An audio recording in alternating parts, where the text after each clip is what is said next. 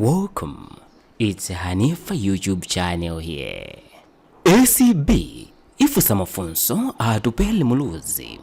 Yemwe ni mtsogoleri wa chipani cha United Democratic Front UDF mbuyomu. Yemwenso ndi mwana wa mtsogoleri wakale wa dziko lino Atupele Muluzi ayitanidwa kuma office nthambi yothana ndi katangale komanso ziphuphu ya Anti-Corruption Bureau ACB mdziko muno, komwe akuti akuyenera akafunsidwe mafunso angapo ndi ogwira ntchito aku nthambi. Malingana ndi kalata yomwe tapeza yomwe yasayinidwa ndi wamkulu wa nthambi Martha Chizuma ikuti Atupele Muluzi akuyenera kukafika ku nthambi nthawi ya 2 koloko masana ku office ya ACB mu mzinda wa Lilongwe leloli.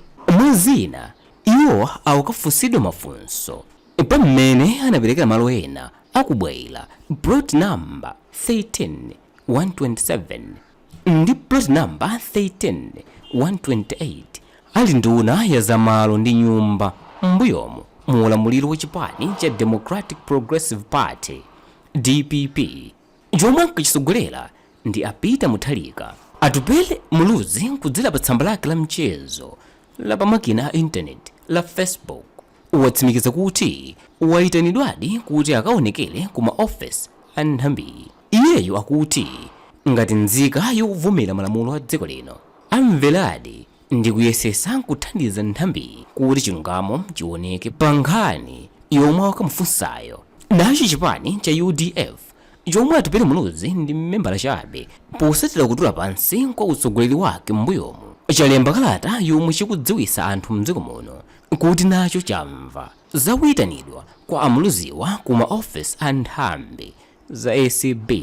Kalatayi yomwe ayisayinira ndi akhandi padambo yemwe ndi mlembi wamkulu wa chipanichi ikunenanso kuti izizi kwa iwowa ngati chipani ndi zokhumudwitsa kwambiri, ndiwo akupempha anthu akufuna kwabwino mdziko muno kuti amuyikize m'mapemphero Atupele Muluziyo. Pali mphekesera zina zomwe zikumveka kuti mzimayi wina yemwe dzina lake akungotchulidwa kuti ndi Judith ndipo ndi membala wa chipani cha United Transformation Movement UTM ndiye mwana akadandaula ku nthambi ya ACB kuti Atupele Muluzi ali nduna ya zamalo mbuyomu anagulisa malo ake kwa munthu wina popanda chilolezo chake, ndipo anthu ena akumati munthuyo ndi Zoneth Satar. Izizi ndi mphekesera zomwe ife tamva zitamveka kuti mwana wa Atupele Muluziyo akaonekera kuma office a nthambi ya ACB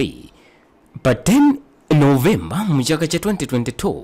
Anthu ena mdziko muno anakhumudwa nazo ponena kuti pali anthu ambiri mu ulamuliro omwe ulipo omwe akuyenera kufunsidwa mafunso okhuza kusakazika kwa ndalama za boma osati Atupeleyo ayi.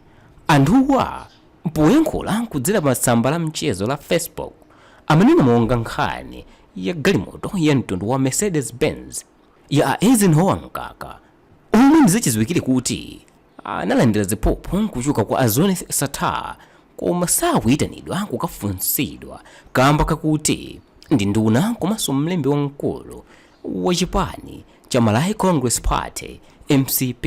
Anthu ena akumanenanso za Robin Lowe omwe nduna womwe amatsogolera iwowa wa zaulimi ukukhuzidwa ndi kusakazidwa kwa ndalama zokwana 30 billion kwacha zomwe zimayenera ziguliridwe fetereza chaka chinochi. Izito sizingachitike popeza iwowa ndi mlamu wa mtsogoleri wa dziko lino Lazarus Chakwera.